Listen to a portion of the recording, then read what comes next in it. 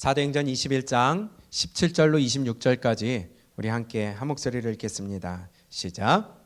예루살렘에 이르니 형제들이 우리를 기꺼이 영접하거늘 그 이튿날 바울이 우리와 함께 야고보에게로 들어가니 장로들도 다 있더라. 바울이 무난하고 하나님이 자기의 사역으로 말미암아 이방 가운데서 하신 일을 낱낱이 말하니 그들이 듣고 하나님께 영광을 돌리고 바울더러 이르되 형제여 그대도 보는 바에 유대인 중에 믿는 자 수만 명이 있으니 다 율법의 열성을 가진 자라. 내가 이방에 있는 모든 유대인을 가르치되 모세를 배반하고 아들들에게 할례를 행하지 말고 또 관습을 지키지 말라 한다 함을 그들이 들었도다. 그러면 어찌할꼬 그들이 필연 그대가 온 것을 들으리니 우리가 말하는 이대로 하라. 서원한 네 사람이 우리에게 있으니 그들을 데리고 함께 결례를 행하고 그들을 위하여 비용을 내어 머리를 깎게 하라. 그러면 모든 사람이 그대에 대하여 들은 것이 사실이 아니고 그대도 율법을 지켜 행하는 줄로 알 것이라. 주를 믿는 이방인에게는 우리가 우상의 제물과 피와 목매어 죽인 것과 음행을 피할 것을 결의하고 편지하였느니라 하니 바울이 이 사람들을 데리고 이튿날 그들과 함께 결례를 행하고 성전에 들어가서 각 사람을 위하여 제사 드릴 때까지 결례 기간이 만기된 것을 신고하니라. 아멘. 믿음의 본질을 붙잡으십시오라는 제목으로 우리 함께 말씀을 보겠습니다. 지난주에는 우리가 하나님의 뜻을 분별하는 것이 어떠한 방법을 통해서 할 수 있는지 우리가 함께 살펴보았고요. 오늘은 드디어 이제 바울 사도가 예루살렘에 들어갑니다. 이제는 삶의 마지막 순간에 점점점 가까이 다가가고 있는 모습을 우리가 알 수 있어요.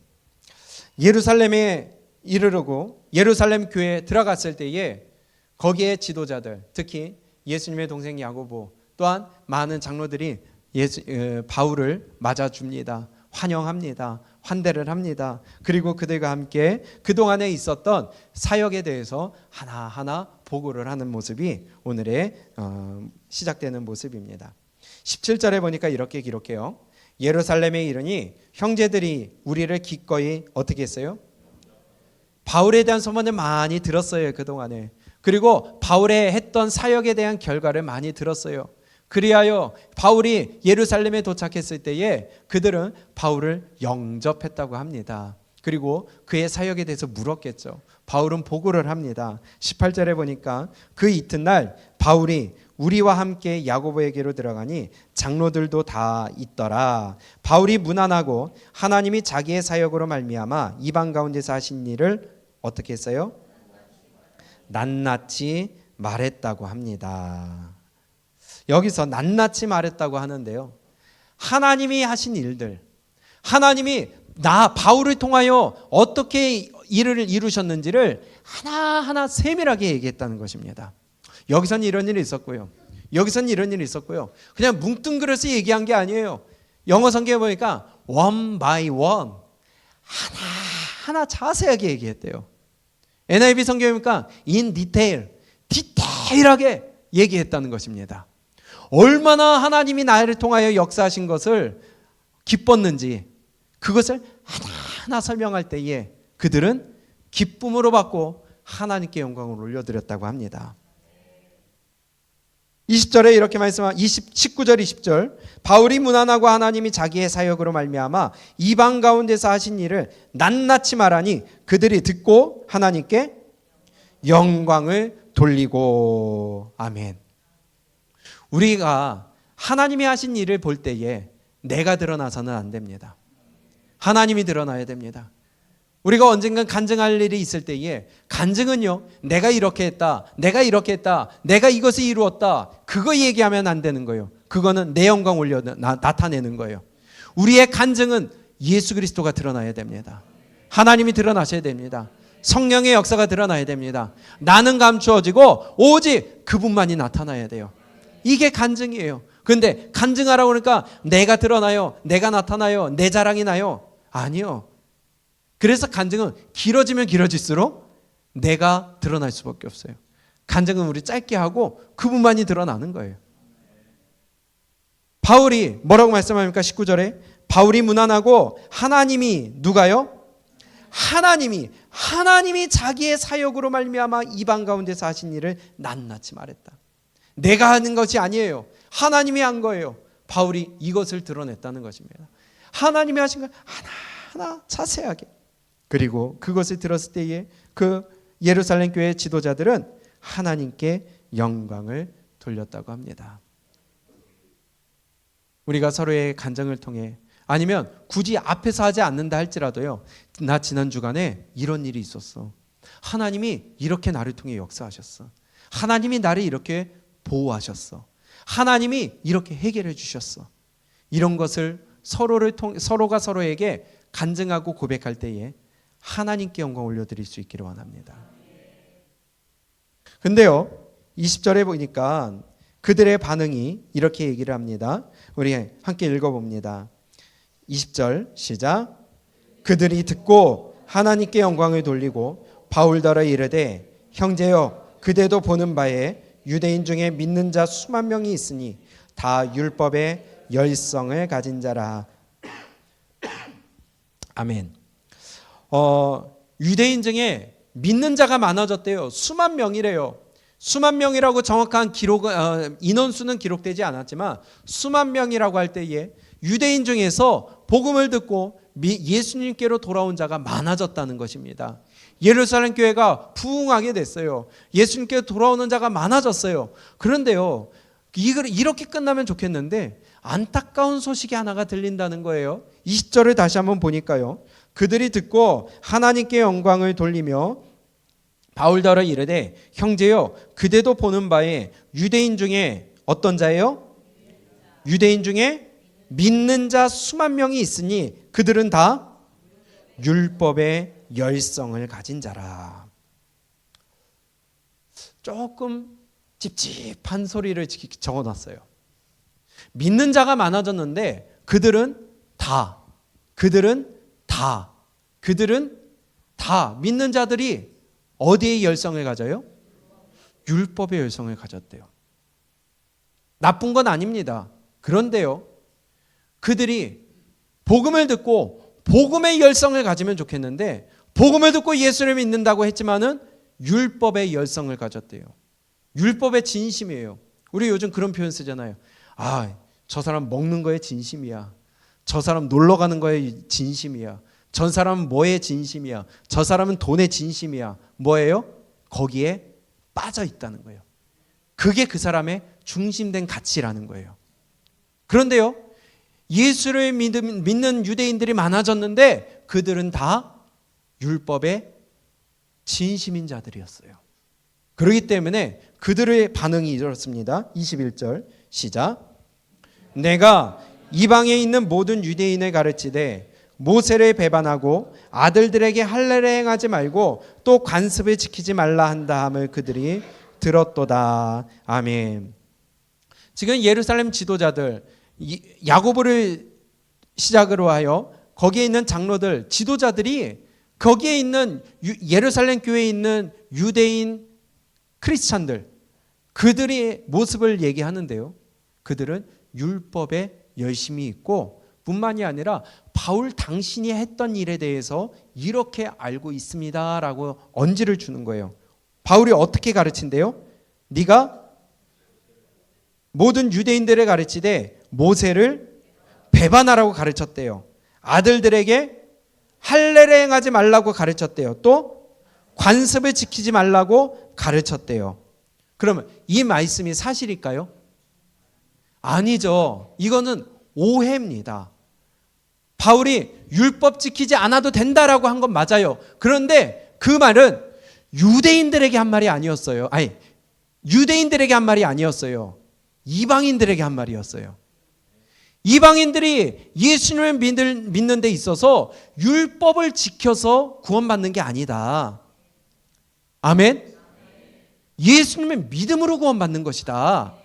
그걸 얘기하면서 이미 사도행전 15장에 이것으로 갈등이 있어서 예루살렘 회의를 통하여 공회의에서 확인까지 받았잖아요. 그렇죠? 그래서 이방인들이 유대인과 함께하기가 어려우니까 그 장벽 교제를 없애기 위하여 4가지 결론을 냈잖아요. 목맨 거 먹지 말아라. 피채 먹지 말아라. 또 우상의 제물 먹지 말아라. 또 음란. 이 4가지. 이것만 너희가 이방인들이 지키면 유대인들이 이방인들과 함께 교제하기가 좋을 것 같다. 그게 예루살렘 회의였어요. 그걸 이방인들한테 얘기한 겁니다. 그런데 유대인들은 어떻게 들었어요?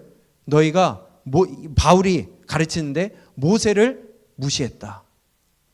우리의 전통을 지키지 말라고 그랬다. 할례를 행하지 말라고 그랬다. 유대인들한테 한 게 아니라 이방인들한테 한 거예요.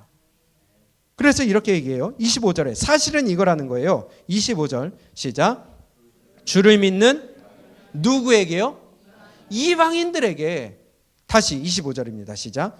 주를 믿는 이방인에게는 우리가 우상의 제물과 피와 목매어 죽인 것과 음행을 피할 것을 결의하고 편지하였느니라 하니. 아멘. 이게 사도행전 15장 사건이었어요. 그런데 유대인들이 들을 때는 율법 지키지 않아도 된다라는 것이 자기네들한테 했다는 거예요. 바울이 그렇게 가르쳤다는 거예요. 할례 행하지 말라고 가르쳤다는 거예요. 모세를 무시했다는 거예요. 그래서 지금 예루살렘 교회 안에 있는 유대 크리스찬들이 지금 바울의 가르침을 그렇게 알고 있기 때문에 바울에 대해 악감정을 갖고 있어요. 올바른 믿음이라면, 그리고 올바로 가르쳤다면 그들의 마음가운데 복음을 따라가고, 그동안 우리가 율법을 이렇게 지키고 여기에 우리가 목숨을 걸었지만 이제는 우리가 복음을 통하여 예수 그리스도를 만났기 때문에 이제는 여기에서 우리가 자유로워졌구나라는 것을 알아야 되고, 또 이미 사도행 15장에서 결론을 내렸기 때문에 그렇게 가르침이 마땅함에도 불구하고 예루살렘 교회에 있는 유대 크리스찬들은 여기에 대해서 아직 벗어나지 못한 모습을 볼 수 있다는 것입니다. 여전히 그 유대인들은요, 복음보다 율법이 중시되고 있었다는 거예요. 그러면 지금 예루살렘 교회 지도자들은 이거를 가르쳤어야 되는데 사도행전 15장부터 지금 얼마나 많은 시간이 지났는데도 불구하고 이것을 바꾸지 못했다는 거예요. 율법에 얽매여 있는 모습이 우리의 모습이 될 수 있다는 것입니다. 교회마다 문화가 있고요, 역사가 있고요, 환경이 있고 전통이 있어요. 좋은 것입니다. 그런데요, 그 아무리 좋은 전통과 문화와 어떠한 역사가 있다 할지라도 그것이 복음보다 앞설 수는 없다는 거예요. 근데 어떤 교회 보면요, 피아노 위치 바꾸는 것도 못하게 해요. 십자가를 옮겨다는 것도 못하게 해요. 난리가 나요. 죽는 줄 알아요. 그게 율법에 얽매여 있는 겁니다. 그게 본질이 아니라는 거예요. 십자가 있으면 교회고 십자가 없으면 교회 아닌가요? 피아노가 여기 있으면 교회고 다른 데 있으면 이단인가요? 우리가 예배 시간에 경건하게 가운을 목사가 입어야지만 예배 드리는 거고 이거 벗으면 예배 안 드리는 거예요? 아니에요. 본질에 벗어나게 되면 그것이 우리를 얽매이는 율법이 될 수 있다는 것입니다. 그런데 지금 예루살렘 교회에 예수 믿는다고 하면서도 그들에게는 율법이 중시되고 있어요. 교회 환경조차 바꾸기 어려워하는 교회가 너무나도 많습니다. 형식에 얽매여 있어요. 관습에 얽매여 있어요. 어떠한 율법에 얽매여 있는 교회들의 모습을 볼 수 있습니다. 아니, 교회는 그렇지 않더라도 사람마다 다른 율법에 얽매여 있는 모습이 될 수 있다는 것입니다. 그래서 신앙생활에 자유롭지 못할 수가 있다는 거예요. 우리는 그러지 않기를 원합니다. 복음은 자유함이라고 그랬어요. 그 본질이 우리에게 있다면 그 옆에 다른 것들은 그냥 양념이에요. 그것이 본질을 흐리지 않는다면 우리는 그것을 바꿀 수 있고 버릴 수도 있다는 거예요. 그런데 복음, 예수 그리스도, 우리가 이것에 우리가 초점을 맞춰야 되는데 엉뚱한 데 초점을 맞춰요. 예배 환경, 예배 어떠한 순서, 대표기도 안 시키면 난리 나는 교회도 있어요. 그거 안 하면 안 되나요? 찬송가 말고 복음송가 부르면은 난리 나는 교회가 있어요. 여러분, 우리 얽매이지 맙시다. 그게 중요한 게 아니라 내 안에 예수 그리스도가 있느냐 없느냐, 내가 주님과 함께 연합했느냐 안 했느냐, 그게 진짜 중요한 본질인데, 다 주변에 거 예배 가운데 찬양 없으면 어떻습니까? 반주 없으면 어떻습니까? 우리가 목소리로 찬양하면 되잖아요. 우리가 말씀을 통해 주님을 만나면 되는 거잖아요. 본질에 우리가 초점을 맞추고 본질에 우리가 중심을 맞춰야지, 그 주변의 거, 이 자리에 바닥에 앉아서 예배드리면 어떻고요, 의자에 앉아서 예배드리면 어떻고요. 아무리 이곳에 화려한 찬양단과 화려한 반주와 아름다운 조명과 유명한 사람이 앞에서 찬양한다 할지라도 거기에 그 사람들에게 예수 그리스도가 없다면 그것은 울리는 꽹과리가 되고요, 사탄을 노래하는 자리가 될 수가 있다는 것입니다. 그들이 바울에게 이렇게 얘기를 해요. 너에 대해서 이렇게 알고 있기 때문에 네가 이렇게 했으면 어떻겠느냐 하고 제안을 합니다. 이렇게 제안을 해요. 우리 21절 22절 한번 이어서 읽어봅니다. 시작. 내가 이방에 있는 모든 유대인을 가르치되 모세를 배반하고 아들들에게 할례를 행하지 말고 또 관습을 지키지 말라 한다함을 그들이 들었도다. 그러면 어찌할꼬 그들이 필연 그대가 온 것을 들으리니 우리가 말하는 이대로 하라. 서원한 네 사람이 우리에게 있으니 그들을 데리고 함께 결례를 행하고 그들을 위하여 비용을 내어 머리를 깎게 하라. 그러면 모든 사람이 그대에 대하여 들은 것이 사실이 아니고 그대도 율법을 지켜 행하는 줄로 알 것이라. 아멘. 그들이 바울이 오해받고 그들에게 공격받을 것 같으니까 율법을 너무 중요시하는 그들의 마음과 그 중심을 아니까 바울에게 제안을 합니다. 지금 우리 가운데 결례를 행하기 위해 결단한 사람들이 있는데, 이 결례는 결국은 뭘 얘기하냐면은 나실인의 서원을 얘기하는 거예요. 그 서원이 이제 맞춰질 때가 있는데, 나실인의 서원은요, 맞춰질 때에 반드시 제사를 드려야 돼요. 바쳐야 될 제물이 있어요. 그것을 바울 네가 대신 해주면 어떻겠느냐. 적은 비용 아니거든요. 근데 그거 네가 대신 해주고 너도 함께 그 결례를 마무리하게 되면은 저들이 볼 때에 바울이 이렇게 가르쳤다고 하는데 바울이 율법을 무시하는 자가 아니었구나라는 것을 보여줄 수 있지 않겠느냐. 이렇게 제안을 하는 거예요.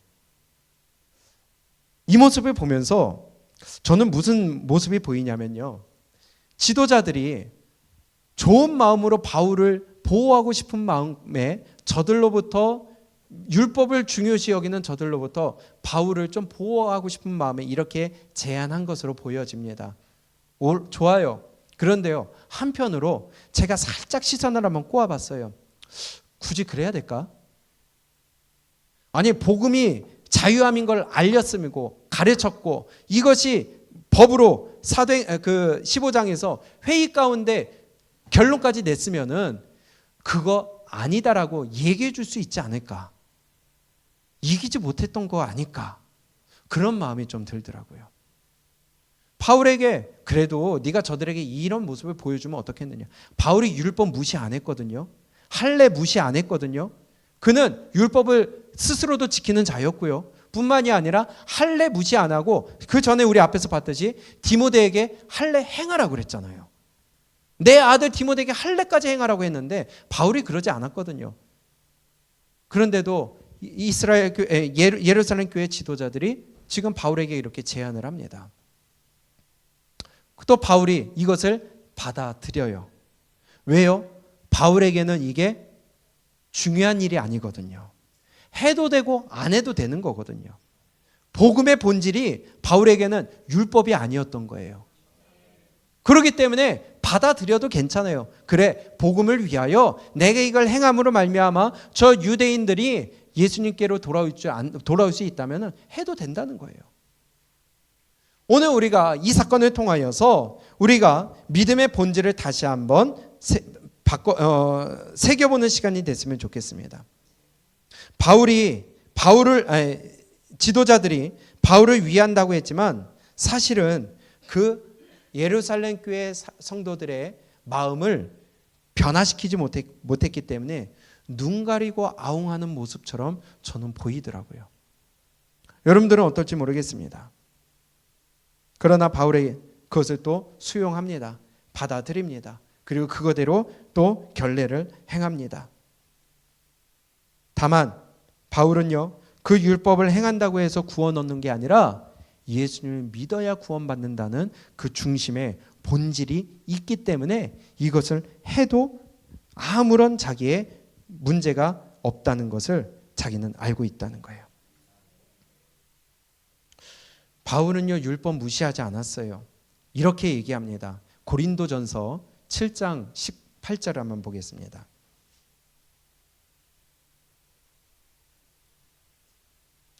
고린도전서 7장 18절 19절을 보면요, 바울은요 할례에 대해서 이렇게 얘기합니다.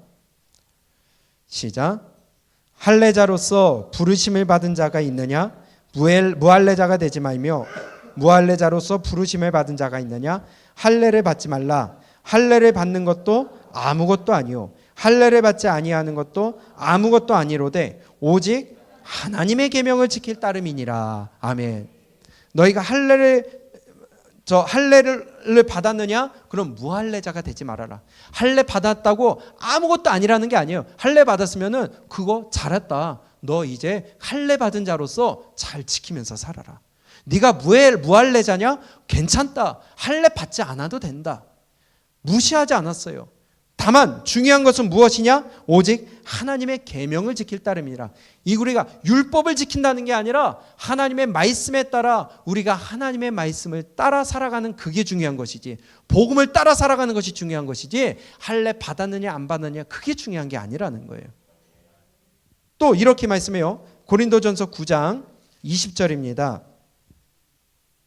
바울이 왜 예루살렘 교회에서 지도자들이 네가 이렇게 결례를 행했으면 좋겠다 했을 때 수용했느냐? 이 마음이 있었기 때문이에요. 그의 중심이 이거예요. 고린도전서 9장 20절부터 우리 함께 읽어봅니다. 시작. 유대인들에게 내가 유대인과 같이 된 것은 유대인들을 얻고자 하며 율법 아래에 있는 자들에게는 내가 율법 아래에 있지 아니하나 율법 아래에 있는 자들을 얻고자 하며 율법 없는 자에게는 내가 하나님께 율법 없는 자가 아니요 도리어 그리스도의 율법 아래에 있는 자이나 율법 없는 자와 같이 된 것은 율법 없는 자들을 얻고자 함이라. 약한 자들에게 내가 약한 자와 같이 된 것은 약한 자들을 얻고자 함이요 내가 여러 사람에게 여러 모습이 된 것은 아무쪼록 몇 사람이라도 구원하고자 함이다. 아멘. 이게 바울의 중심입니다. 율법을 중시하는 자에게는 내가 율법 가지고 간 거예요. 그래서 지금 예루살렘에 올라갔을 때에 율법을 중시하는 그들 때문에 내가 그 결례 행하겠다 받아들인 겁니다. 그러나 또다시 율법 없는 자들에게 복음을 전할 때는 또한 그들의 모습으로 율법 없는 모습으로 갔어요. 왜? 나는 율법에 얽매이지 않았기 때문에. 왜? 그게 본질이 아니라는 거예요. 그게 중요한 게 아니라는 거예요. 더 본질, 핵심, 가장 중요한 것은 내 안에 예수 그리스도가 계시느냐 안 계시냐예요. 내가 믿음으로 구원 받았느냐 안 받았느냐, 그게 중요한 거예요. 율법 지켰느냐 안 지켰느냐 전혀 상관없어요, 자기한테는. 그렇기 때문에 예루살렘 교회 지도자들이 네가 이렇게 하면 어떻겠느냐 할 때에 오케이 하겠다. 그게 핵심이 아니라는 것입니다. 그렇기 때문에 내가 이 사람에게는 이런 모습으로 저 사람에게는 저런 모습으로 내가 가는 것은 내가 박쥐처럼 여기 붙었다 저기 붙었다 간에 붙었다 쓰게 붙었다 이게 아니라 복음을 전하기 위하여 율법 없는 자에게 율법에 없는 모습으로, 율법을 중요시 여기는 자에게는 율법을 중요시 여기는 모습으로 그들에게 가서 그들의 모습으로 그들의 옷을 입고서 함께 그 안으로 들어가 복음을 전했다는 것입니다. 우리가 세상에 나가 복음을 전하여야 하는 증인의 사명을 받았습니다. 그러면 이제는 우리가 그들 안으로 들어가 그들의 모습 가운데 복음을 전해야 되겠는데, 난 예수 믿어. 절대로 나 건들지 마. 내가 벽을 치게 된다면 복음을 전할 수가 없게 되겠죠. 산에 올라가야죠. 혼자 살아야죠. 그것을 바울이 우리에게 알려주시는 것입니다. 형식이 중요한 게 아니에요. 우리 예배 가운데 형식에 얽매이지 않기를 축복합니다. 율법에 얽매이지 않기를 축복합니다. 바울이 그 말씀을 하는 거예요. 그래서 9장 23절에 내가 복음을 위하여 모든 것을 행함은 복음에 참여하고자 함이라. 아멘. 이거입니다. 오직 복음 전하기 위해, 복음에 내가 들어가기 위하여 모든 것을 행할 수 있다는 거예요. 갈 수 있어요. 우리가 하나님께 영광 올려드리기 위하여, 주님을 만나고 주님만을 높이기 위하여 기타를 쓰면 어떻습니까? 맞아요? 여기서 베이스를 치면 어때요? 드럼을 치면 어때요? 피아노를 치면 돼요? 아니, 안 하면 어때요? 전혀 상관없다는 겁니다. 뭐 옛날에는 뭐 그것이 바에서 쓰는 악기다, 뭐 세상 음악하는 악기다, 그럼 교회 안에 들어오는 게 그렇게 힘들은, 상관없다는 겁니다. 하나님을 섬기고 하나님을 높이는 데 있어서 무엇이든지 우리가 이용할 수 있다면 할 수 있다는 거예요. 바울은 율법도 무시하지 않았어요. 오히려 율법을 하기도 했습니다. 로마서 3장입니다.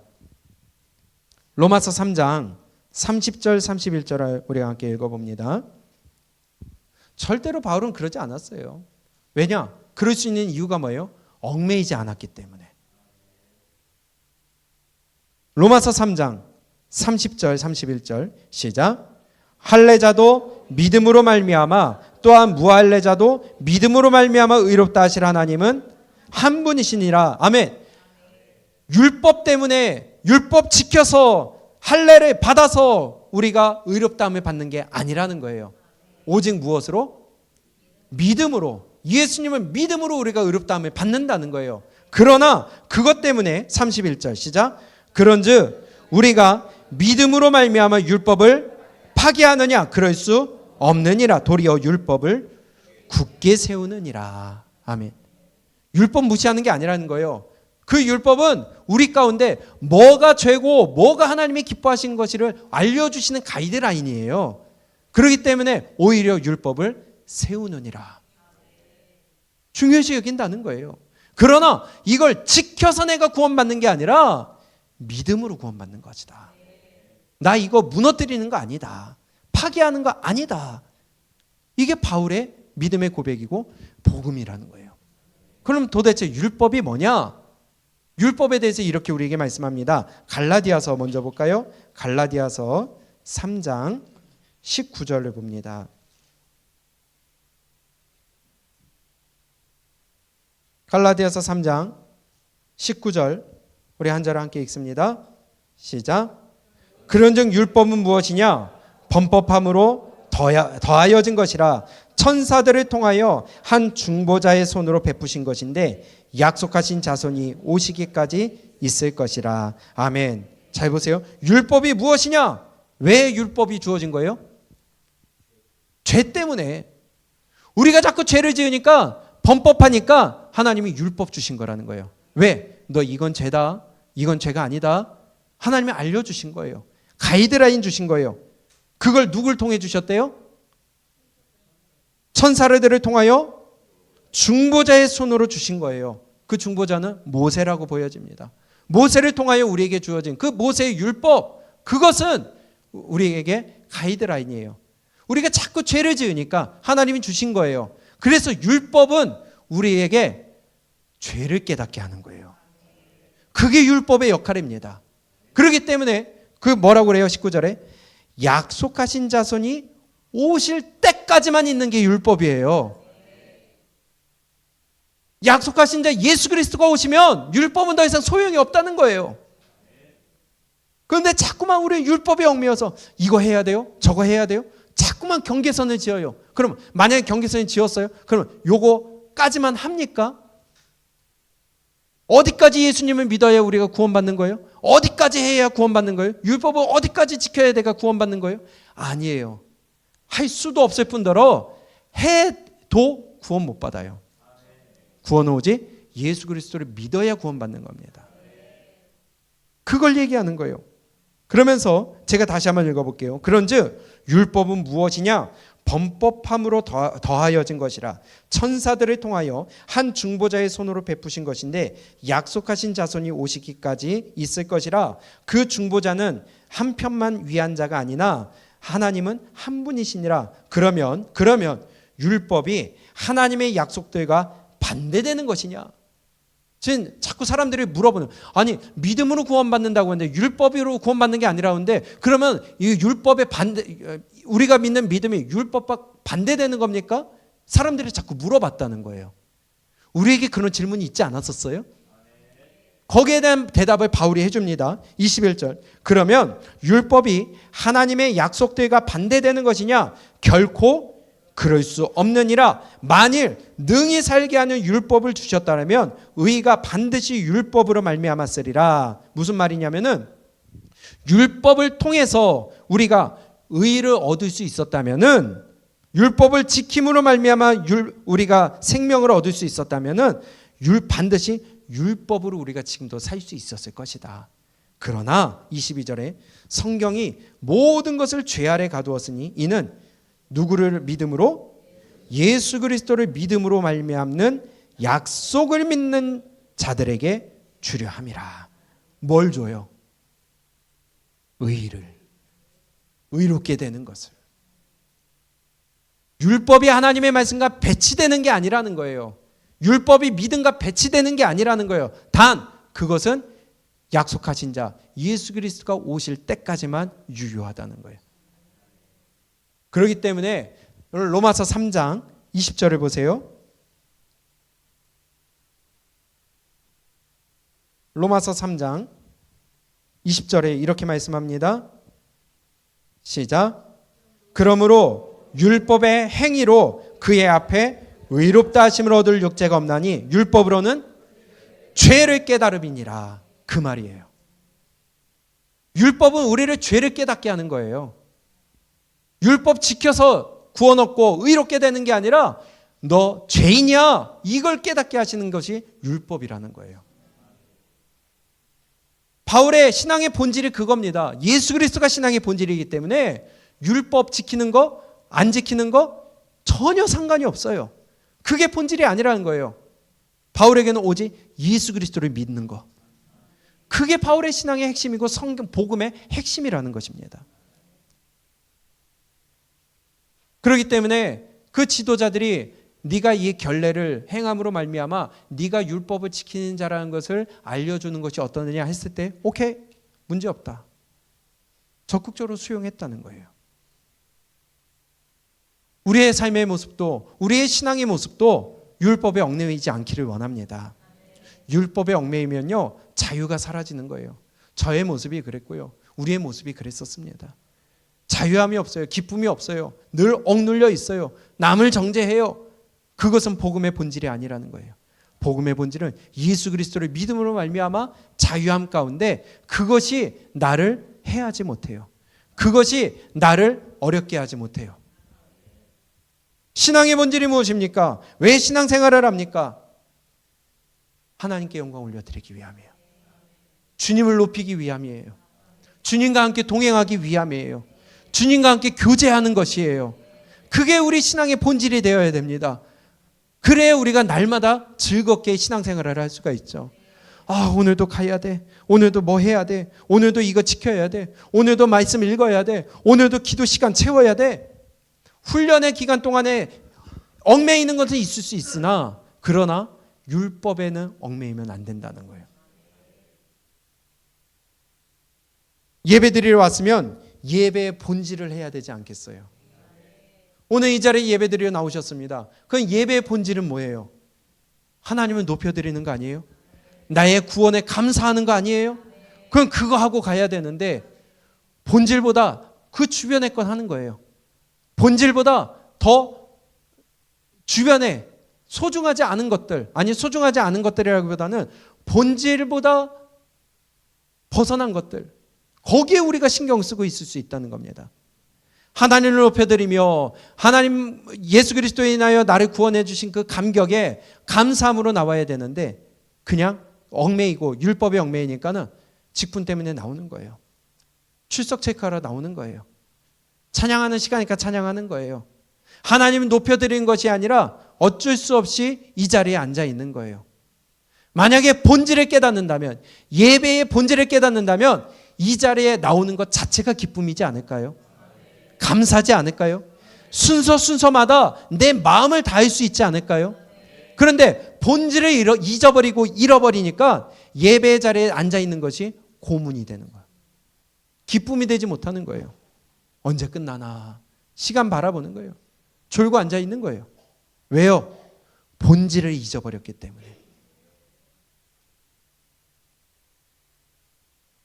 우리 본질을 올바로 깨달을 수 있기를 원합니다.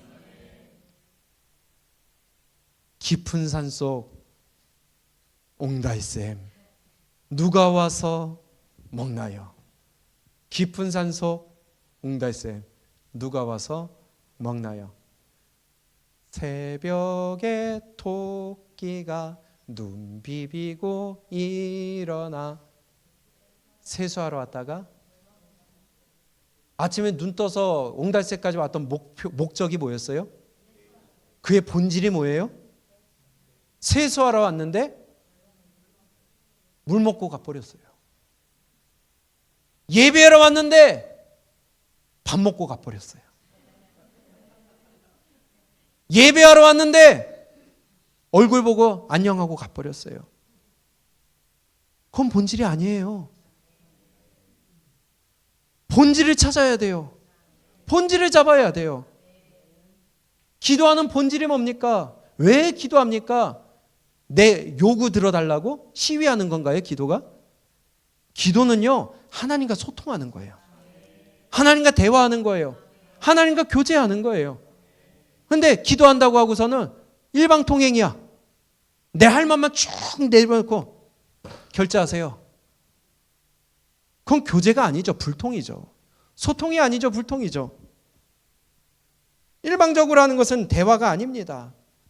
본질을 우리가 다시 한번 회복할 수 있기를 원합니다. 제가 언젠가 수요일이었나요? 설교한 적이 있었는데요. 술 취하지 말라. 술에 대한 설교한 적이 있어요. 그렇죠?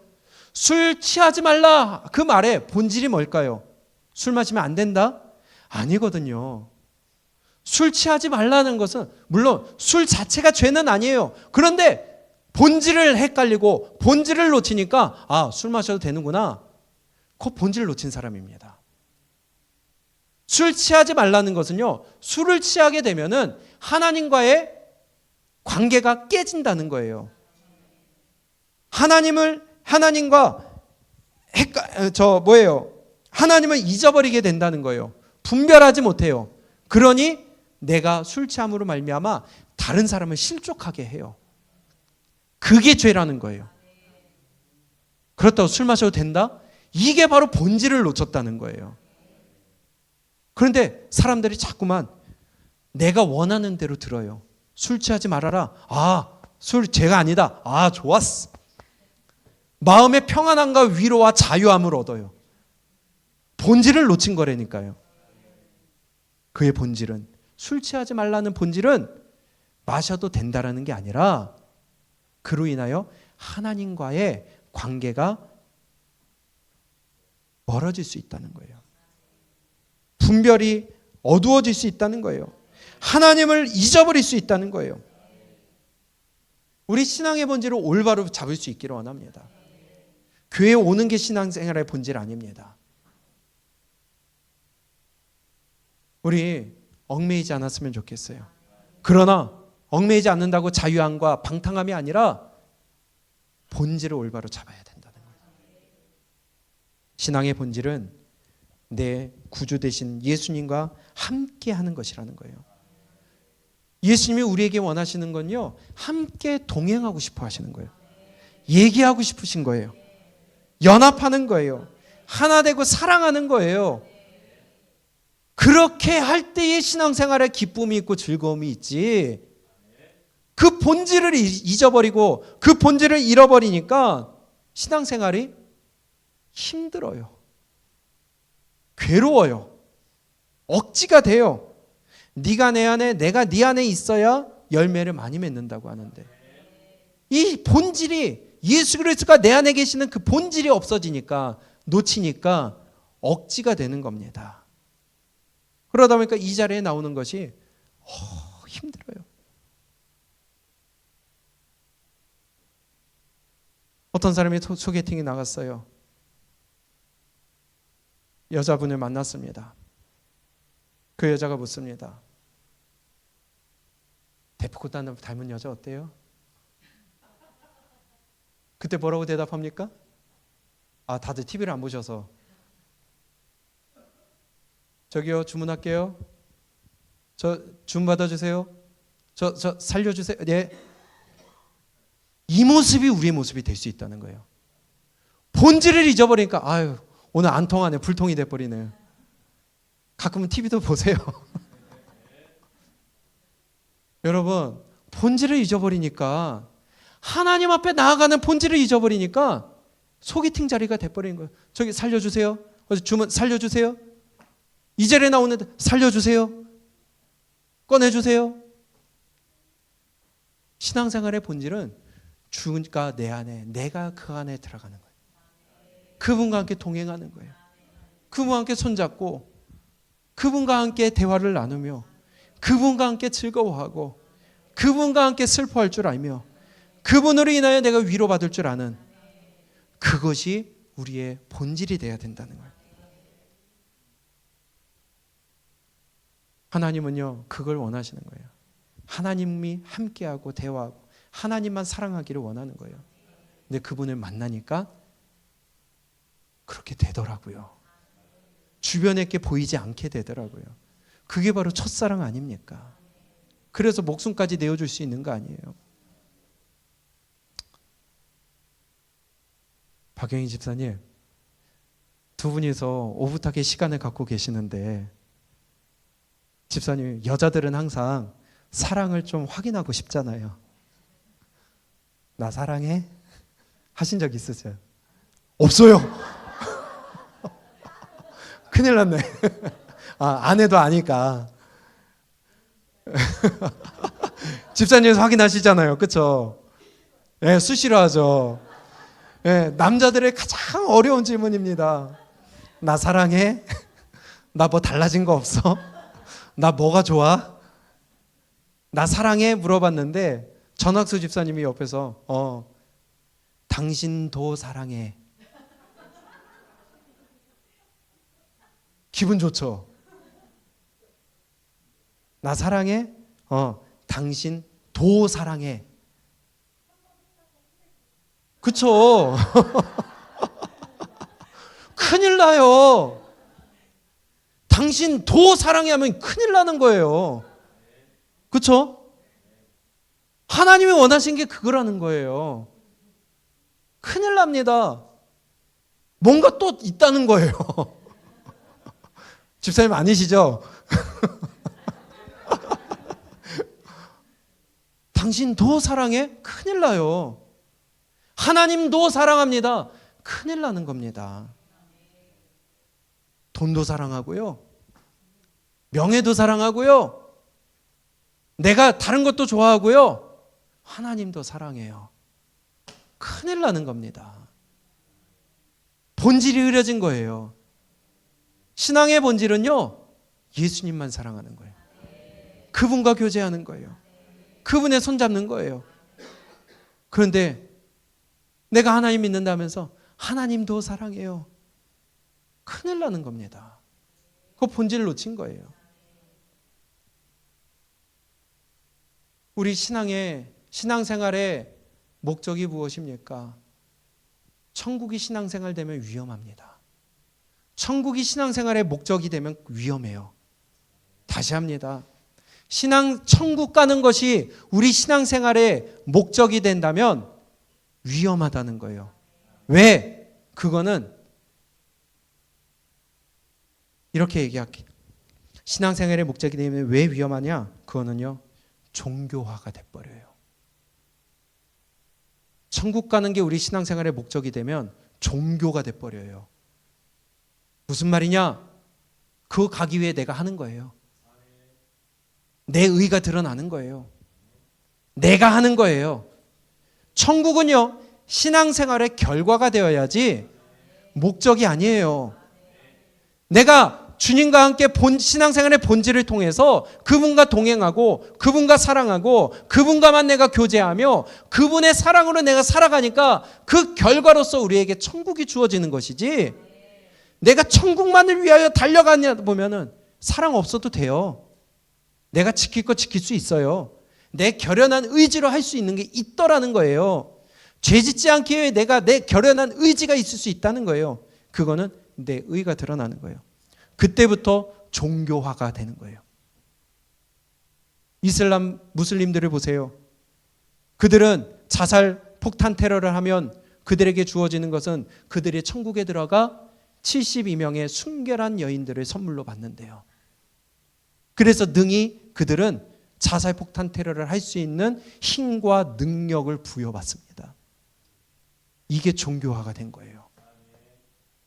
천국 가서 72명의 순결한 여자들과 함께 내가 누릴 그것이 목표가 되니까 종교화가 되어 위험한 일이 돼버리는 거예요. 이게 우리한테 없을까요?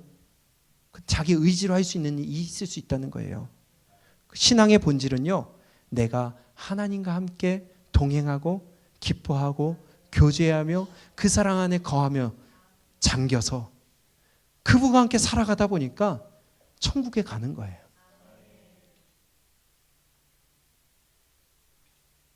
우리가 하나님과 함께 할 수 있는 그 마음이, 하고 싶어하는 마음이 하나님이 우리와 함께 하고 싶은 마음과 하나가 될 수 있기를 원합니다. 그래서 아까 말씀드린 것처럼 아가서 말씀에 자꾸 반복되는 말씀이 나의 사랑, 나의 어여쁜 자야, 나와 함께 가자. 그게 하나님의 마음이에요. 그럼 우리는 주님, 나의 남편, 나의 사랑 함께 가자. 그 마음이 하나로 일치가 됐으면 좋겠어요. 이게 신앙의 본질이 되어야 된다는 것입니다. 함께 하는 것. 부부는 늘 함께 해야 되잖아요. 부부는 공유해야 되잖아요. 부부가 서로 딴 주머니 차고 다른 생각을 하고 다른 생활을 하며 이거는 부부라고 할 수가 없다는 거예요. 본질이 흐려졌어요. 그렇기 때문에 본질을 잡으면요, 그 주변의 것은 더 이상 중요해지지 않습니다.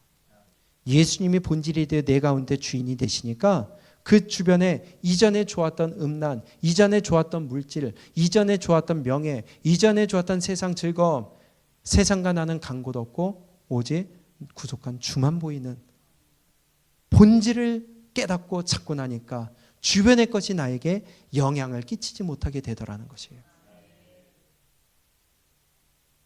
금요일도 말씀을 드렸지만 내 옆에 이쁜 여자가 있어도, 세계 최고의 여자가 있어도요, 내 아내를 사랑하면요 눈에 안 들어와요. 왜 이렇게 작아요? 들어옵니까? 왜요? 이 사랑이 더 귀하고 크거든요. 하나님의 사랑이 내 안에 들어오니까 주변의 게 눈에 안 들어와요. 내 성에 안 차요. 그 본질, 우리가 그거 회복하고 그거 붙들고 놓치지 않고 빼앗기지 않기를 원합니다. 본질을 모르니까 방황하게 돼요. 엉뚱한 데서 딴짓하고 있습니다. 본질을 놓치니까 내가 주님께로 가지 못하고 다른 엉뚱한 방향으로 갑니다. 그래서 우리의 찬양 가운데 목적도 없이 나는 방황했네, 소망도 없이 살았네. 근데 뭐가 그때 와요? 그때에 못자국 난 그 손길,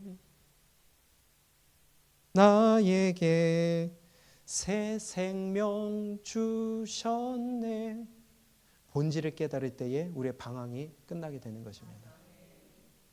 본질을 깨달을 때에, 본질을 잡을 때에 우리에게 새로운 시작이 시작되는 거예요. 나는 믿네, 그 누가 뭐라 해도 이 세상 다 지나고 끝날이 와도 그래서 험한 십자가 붙들겠네. 왜요? 본질을 아니까 세상 끝날이 와도 그거 놓치지 않을 수 있는 겁니다. 그런데요, 얽매이고 율법을 지키고 내 의지로 하려고 하다 보니까 험한 십자가 놓기 쉬워요. 세상 끝날이 와도 붙드는 것이 아니라 버리고 다른 거 찾아가요. 다시 방황하는 겁니다. 우리 신앙의 본질 다시 한번 회복하고 붙들 수 있기를 원합니다. 예수님께서 우리를 사랑하시고 함께 하시기를 원하세요. 함께 교제하시고 함께 손잡고 걸어가기를 원하세요. 주님이 내 안에 계시고 내가 주님 안에 있으면 무엇인지 할 수 있대요. 그러나 너희가 가지가 떨어져 나가면 아무것도 할 수 없느니라. 우리 본질 다시 회복하고 주님과 연합하는 그 안으로 우리가 함께 들어갈 수 있기를 원합니다. 마지막으로 스바냐 3장 17절 잘 알고 계시죠? 너의 하나님 여호와가 너의 가운데 계시니 그는 구원을 베푸실 전능자시라. 그가 너로 말미암아 기쁨을 이기지 못하시며 너를 잠잠히 사랑하시며 너로 말미암아 즐거이 부르며 기뻐하시리라 하리라. 나 때문에 기뻐하심을 이기지 못하신대요. 첫째 자녀가 태어났을 때에 얼마나 소중합니까? 꼬물꼬물 거리는 것만 해도 신기하고요. 얘가 똥만 싸도 이쁘고요. 오줌 싸도 괜찮아요. 씻으면 되는 거예요. 그 아이가 누워서 울고 있어도 왜 그래 왜 그래. 그러다 한번 빵긋 웃으면 기뻐가지고 난리가 나고요. 하나님이 우리를 보실 때에 구원받은 우리 영혼을 보실 때에 참 기뻐하며 그 기쁨을 이기지 못하시며 사랑하시고 너로 말미암아 즐거이 부르며 기뻐하시리라. 이 마음 우리가 알고 이 마음 또한 우리가 하나님을 보며 이러한 기쁨이 샘솟았으면 좋겠습니다. 바울이 얽매이지 않았어요. 그들에게 율법을 행하는 거 오케이 좋다는 거예요. 그의 중심은 본질은 예수 그리스도께 있기 때문에 이거 해도 되고 안 해도 되는 거예요. 예배 모습이 바뀌어도 되고 안 바뀌어도 되는 거예요. 우리가 어떠한 형식을 바꿔도 되고 안 바꿔도 되는 거예요. 중요한 것은 본질이 바뀌면 안 돼요. 예수님이 내 안에서 떠나가시면 안 돼요. 우리의 믿음 빼앗기면 안 돼요. 나의 사랑, 나의 어여쁜 자야, 나와 함께 가자. 나의 사랑, 나의 어여쁜 자와 야, 나와 함께 걷자. 예수님과 함께 동행하면서 그분과 교제하는 것이 가장 큰 가치고 기쁨이고 가장 큰 우리의 우선순위가 될 수 있기를 원합니다. 억지로 이 자리에 오는 것이 아니라 기쁨 가운데 그 나의 사랑을 만나기 위해 그분께 나의 마음을 올려드리기 위해 그분을 높여드리기 위해 우리가 이 자리에 나올 수 있는 그 기쁨이 샘솟기를 주님의 이름으로 축복합니다. 본질을 붙잡으면 다른 것들은 더 이상 중요한 것이 될 수가 없습니다. 나에게 영향을 끼칠 수가 없습니다. 우리 종교화되지 마세요. 믿음과 신앙이 되시기를 바랍니다. 이번 한 주간 동안 한번 나의 삶을 돌이켜보며 주님과 동행하는 연습했으면 좋겠습니다. 하나님, 나이가 오늘 어떻게 하시기를 원하세요? 하나님, 내가 오늘 어떻게 내가 주님의 이름을 높여드리기를 원하세요? 하며 우리가 주님의 뜻을 구하는 한 주가 됐으면 좋겠습니다. 우리 아까 불렀던 찬양 가사 생각하면서 함께 찬양했으면 좋겠습니다. 나의 사랑, 나의 어여쁜 자여, 그 목소리 듣기 원한다. 내가 너를 듣기 원합니다. 이 모습이 또 우리 마음이 되어 내가 주님의 목소리 듣기 원합니다. 주님의 마음 내가 갖기를 원합니다. 우리 함께 찬양하겠습니다.